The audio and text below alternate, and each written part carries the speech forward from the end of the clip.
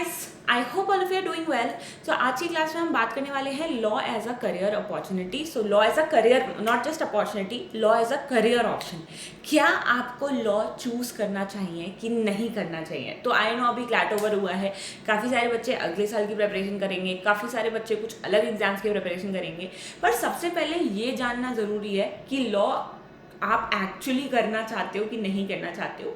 तो आज की वीडियो में हम ये सारे क्वेश्चन आंसर करेंगे कि अगर आप लॉ परस्यू करना चाहते हो तो आप में क्या क्या खूबियाँ होनी चाहिए और अगर आपका law as a career option सही है कि नहीं है. सो मेरा नाम प्रीति नागर है गाइस. मैंने अपना BLLB एलाइड भोपाल से किया है. मेरी ऑल इंडिया रैंक 339 थी जब मैंने क्लैट एग्जाम दिया था, और फिर मैंने क्लैट PGGNL गुजरात से किया है, उसमें मेरा ऑल इंडिया रैंक 425 थी. मैं एक प्लस वेरीफाइड एजुकेटर हूँ और मैंने UGC नेट भी क्लियर कर रखा है. So guys, new year new resolution new goal. So अगर आप अनअकैडमी क्लैट सब्सक्रिप्शन लेते हैं तो अभी अनअकैडमी क्लैट सब्सक्रिप्शन चल रहा है 23% ऑफ. अनअकैडमी के साथ आप अपना सारा सिलेबस कंप्लीट कर सकते हैं घर बैठे बैठे, और मॉक्स दे सकते हैं, मॉक्स एनालाइज कर सकते हैं. तो अगर आप अनअकैडमी का सब्सक्रिप्शन लेना चाहते हैं तो now is the right time. अभी ऑफर भी चल रहा है 23% डिस्काउंट का. तो अगर आप 23% डिस्काउंट चाहते हैं तो आप कृति B कोड यूज कर सकते हैं अगर आपको मेरे पढ़ाने का स्टाइल अच्छा लगता हो तो. और प्लस का subscription 24 months, 18 months, 12 months, 6 months का अवेलेबल है. आइकॉनिक का subscription 24 months, 18 months, 12 months, 6 months का अवेलेबल है. तो आप दोनों में से कोई भी ले सकते हैं. प्लस में आपको क्लासेस मिलती हैं, आपका कोर्स कंप्लीट कराया जाता है और मॉक्स मिलते हैं. आइकॉनिक में ये सब मिलता है. इसके साथ साथ आपको एक पर्सनल मेंटर ग्रांट किए जाते हैं, आपको रेज हैंड में प्रायोरिटी मिलती है, और फिजिकल नोट्स आइकॉनिक का फीचर है. प्लस में आपको जो नोट्स मिलते हैं वो नोट्स मिलते हैं. So congratulation to CLAT 2023 toppers. ये 70+ NLU एडमिट्स हैं इस बार अनअकैडमी की साइड से. तो अगर आप भी अनअकैडमी के साथ पढ़ना चाहते हैं, घर बैठे बैठे अपना सिलेबस कंप्लीट करना चाहते हैं, तो आप अनअकैडमी में एनरोल कर सकते हैं.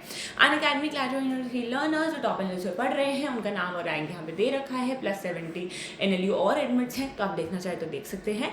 क्लैट अनअकैडमी 2022 लर्नर्स जो टॉप एनएलयू से पढ़ रहे हैं उनका नाम और रैंक यहाँ पे दे रखा है. 40+ NLU एडमिट्स हैं, आप देखना चाहे तो देख सकते हैं.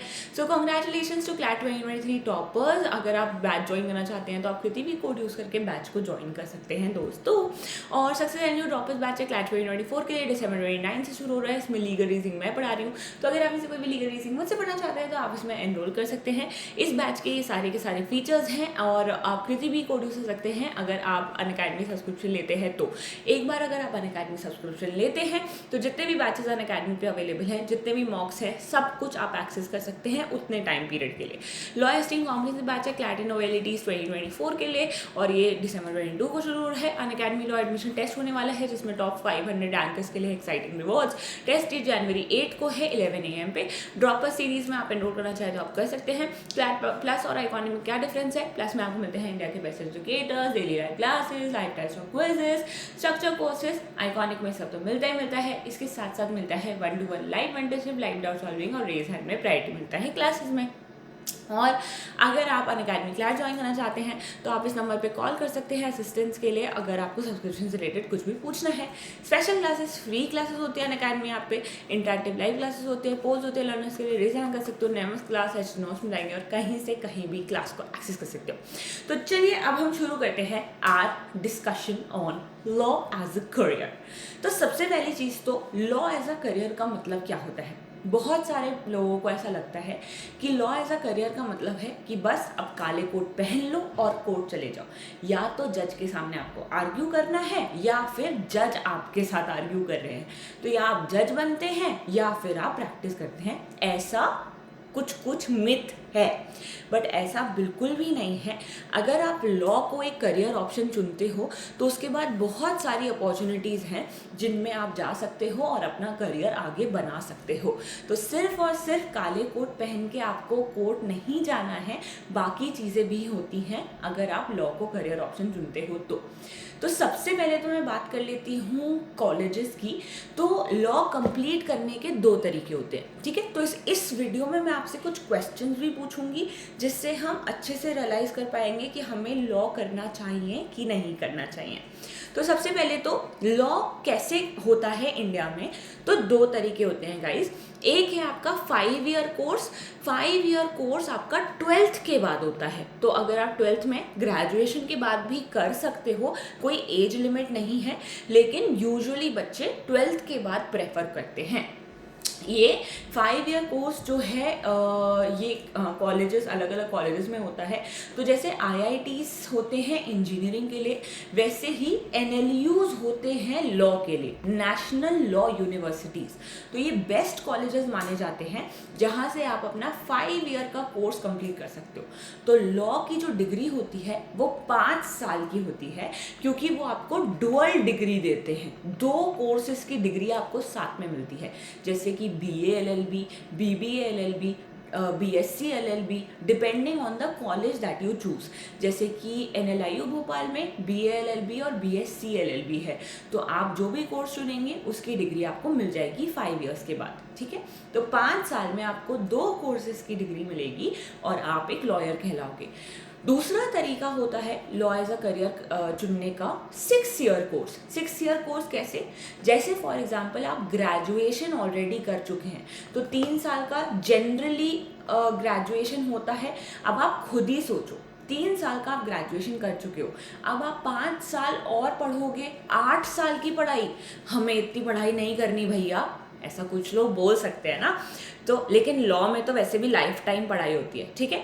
तो law as a career choice में हमेशा याद रखिएगा, मेहनत कभी एंड नहीं होती। अगर आप सोचो 5 साल पढ़ लेंगे बस फिर उस लॉ को अप्लाई करेंगे और ज़िंदगी सेट है, तो लॉ हमेशा चेंज होता रहता है। तो लॉ में आपकी पढ़ाई कभी भी एंड नहीं होती है। तो 6 ईयर का कैसे हुआ?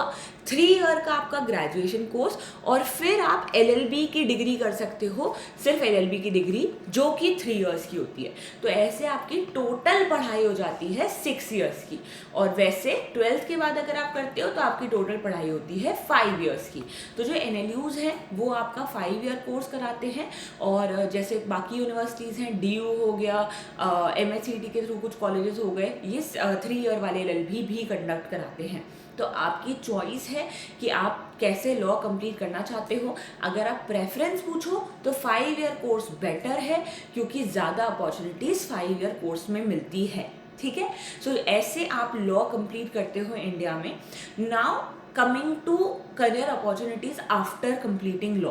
तो जो आपका 5 साल का लॉ स्कूल होता है उसमें आप क्या क्या करते हो वो तो अभी हम नेक्स्ट स्लाइड में डिस्कस करेंगे। उससे पहले मैं बता दूं कि 5 साल के बाद आपके पास क्या क्या करियर अपॉर्चुनिटीज़ बचती हैं। First of all guys, law में हमेशा ध्यान रखिएगा, आपको मेहनत करते रहना पड़ेगा। मैं फिर से बता रही हूँ, तो अगर आप थोड़े से लेड बैक रहना चाहते हैं लाइफ में, मेहनत थोड़ा सा करने में चूकते हैं, तो फिर मतलब थोड़ा सा दिक्कत है, ठीक है। सो 5 years of your law school तो आपको मेहनत करनी ही है एक अच्छी जॉब पाने के लिए, क्योंकि इतना कंपटीशन है, obviously you have to stand out. तो उसके बाद आप क्या क्या अपॉर्चुनिटीज़ में जा सकते हो? आप गवर्नमेंट जॉब ज्वाइन कर सकते हो, जुडिशरी, UPSC, स्टेट PCS, ये सब चीज़ें लोग यूजुअली ज्वाइन करते हैं लॉ कंप्लीट करने के बाद, जिनको गवर्नमेंट जॉब चाहिए। टीचिंग जॉब्स में जा सकते हो। टीचिंग जॉब्स में आपको अच्छे लॉ स्कूल्स में आप पढ़ा सकते हो, या फिर जैसे मैं पढ़ा रही हूँ वैसे पढ़ा सकते हो। लॉ फर्म्स में काम कर सकते हो। लॉ फर्म्स होती हैं जो कि काम करती हैं, जैसे कि कॉन्ट्रैक्ट ड्राफ्टिंग हो गया, 2 कंपनीज के बीच में कॉन्ट्रैक्ट बनवाना है, तो वो खुद कंपनीज तो नहीं जानती लॉ, तो वो एक फर्म के पास जाती हैं कि अरे हमारा कॉन्ट्रैक्ट बना के हमें दे दो। तो वो लॉ फर्म उन चीज़ों में स्पेशलाइज करती है स्पेसिफिकली। जैसे कि हर लॉ फर्म में अलग अलग डिपार्टमेंट्स होते हैं। कॉम्पिटिशन लॉ का अलग डिपार्टमेंट है, लिटिगेशन का अलग डिपार्टमेंट है, कॉर्पोरेट लॉ का अलग डिपार्टमेंट है।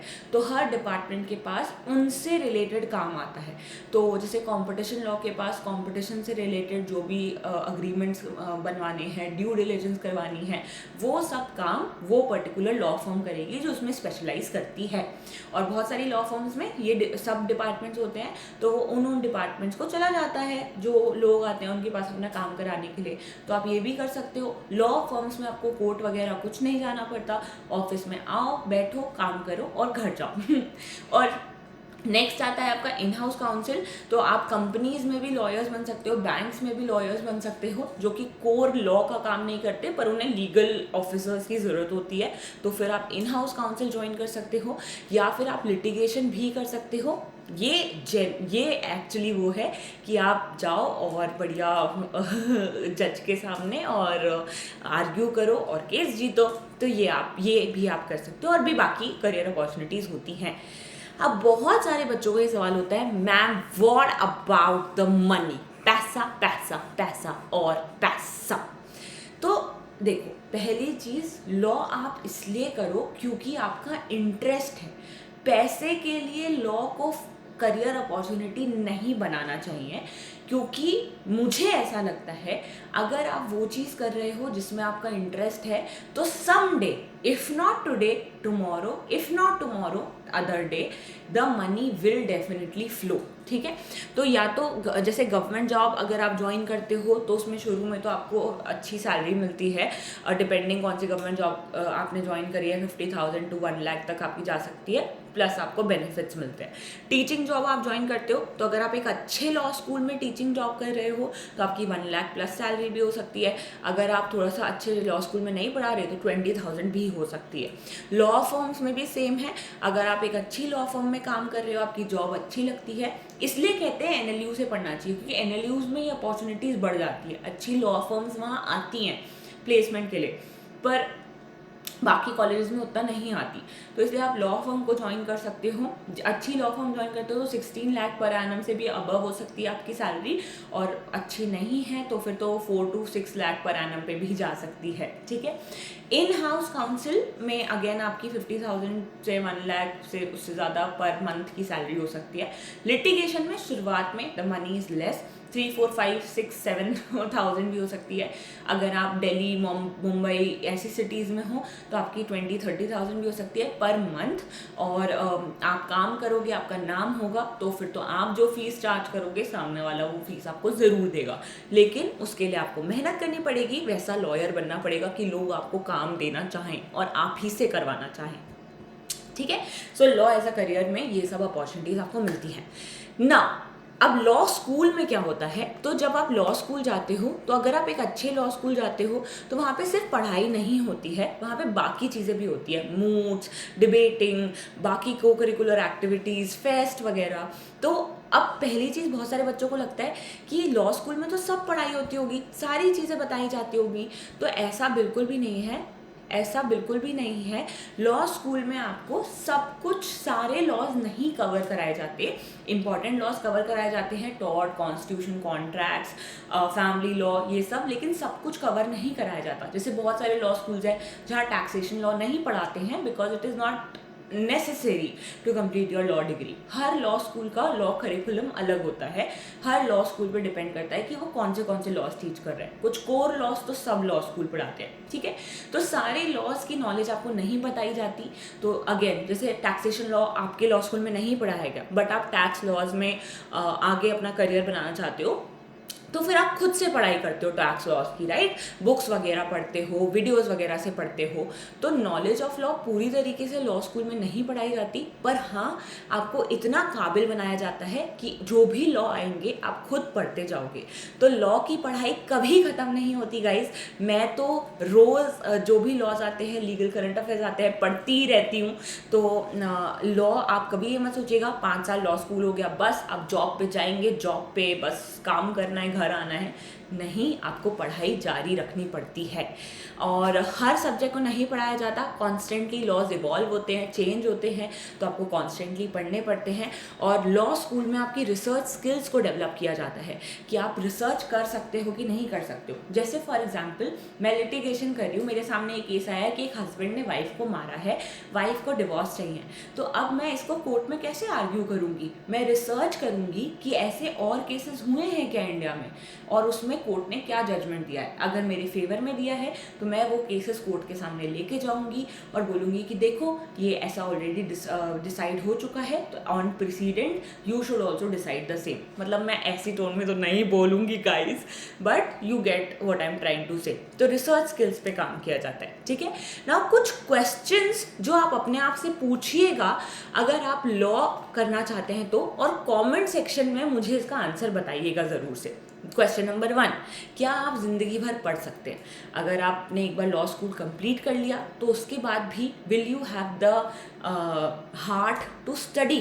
जैसे मैं को बोलो पढ़ना है, ये नया लॉ आया है, I am okay with it, तो are you okay with that? Secondly आपका जो लॉ स्कूल का टेन्योर कह रही हूँ, लॉ स्कूल का टाइम पीरियड है वो थोड़ा सा लंबा है फ्रॉम योर कन्वेंशनल कोर्सेज, जैसे बीए हो गया, बीबीए हो गया, बीएससी भी हो गया, ये 3 to 4 ईयर्स में कंप्लीट हो जाते हैं।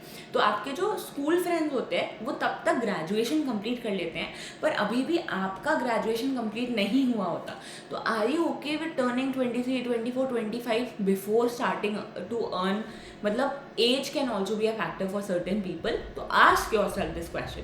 Third, do you want to make a lot of money right after college? आपको चाहिए कि बस भाई कॉलेज खत्म हो, बस पैसा पैसा पैसा पैसा, और मुझे सोना भी है, काम ही नहीं करना, सोशल लाइफ भी चाहिए, घूमने फिरने भी जाना है, तो फिर थोड़ा सा डिफिकल्ट है, क्योंकि लॉ स्कूल में right after graduation her career opportunity में पैसा नहीं है शुरुआत में। तो आप अगर मेहनत कर सकते हो कि ठीक है यार थोड़े टाइम पहले कम कमा लेंगे पर बाद में तो ऐश है, ऐश एक तो पहले ये चीज़, ऐश कभी भी गाइज नहीं होती है, ठीक है। ये जो सब बोलते हैं ना कि एक बार 10th कर लो, एक बार 12th कर लो, एक बार कॉलेज कर लो, एक बार ये कर लो, ऐश कभी नहीं होती है। इंसान कॉन्स्टेंटली हार्ड वर्क करता है और उसको उसका मेहनत का फल मिलता है, और उसके साथ साथ वो अपनी सोशल लाइफ जीता है, ठीक है। तो अगर आपका ये पर्पस है तो ये लॉ में सॉल्व करना थोड़ा सा मुश्किल है। लॉ फॉर्म्स जैसे हो गई तो शुरुआत में आपको पैसा मिलता है, लेकिन वो आपसे बहुत काम भी कराते हैं, तो वो चीज़ भी आप में होनी चाहिए कि यू शुड हैव द मतलब hard to work, right? Fourth question that you have to ask yourself, क्या आप रिसर्च को टाइम देना चाहते हो? मतलब are you okay with reading and reading and reading, क्योंकि आपको रीड करते रहना पड़ेगा लॉ में। आप बैठे हुए हो, आप कोई केस का पूरा जजमेंट पढ़ रहे हो, तो रिसर्च का टाइम आपको मतलब are you okay with doing that? आपको रीडिंग पसंद है कि नहीं पसंद है? आपको जजमेंट्स पढ़ने पड़ते हैं, एक्ट्स पढ़ने पड़ते हैं, तो बहुत एक्सटेंसिव रीडिंग होती है। फिफ्थ क्वेश्चन, क्या आप लॉ इसलिए कंसिडर कर रहे हो क्योंकि आपको इंजीनियरिंग नहीं करनी है, आपको दूर के भैया वही कर रहे हैं, 15 लाख की उनकी जॉब है इसलिए कर रहे हो, या फिर आपके मम्मी पापा ने बोला है कि अरे तू तो बहुत लड़ाई करता है, जा लॉ कर ले? इन रीजंस के लिए प्लीज़ लॉ चूज़ मत करना। Choose law because you have an interest in reading, choose law because you have an interest in that subject. And last question, क्या आप एक वर्कहॉलिक हो? क्या आपको काम करना पसंद है? तो law is going to be a great career opportunity for you. Coming to other things to know, तो अगर आपको और कोई भी सवाल है लॉ एज अ करियर से रिलेटेड तो आप कमेंट सेक्शन में पूछ सकते हैं and we will take that up. So thank you so much guys, I hope you like this class. Like कर दीजिएगा, शेयर कर दीजिएगा एंड सब्सक्राइब कर दीजिएगा, and take care and tata and bye bye and see you another day.